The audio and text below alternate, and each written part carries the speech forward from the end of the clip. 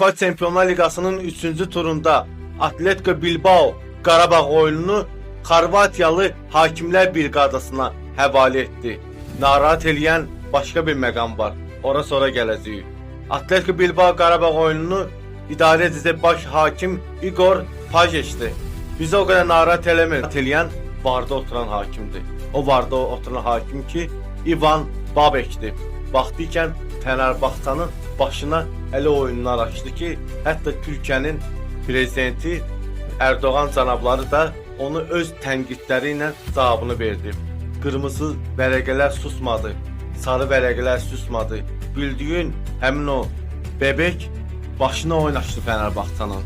İnşallah ki ayın 22'si Qarabağın başına oynasmaz. Ən azından rəqibə simpatiya eləməz. Və aldığım xəbərə görə nifrət elədiyi millət Türk millətidir. Siz nə düşünürsünüz?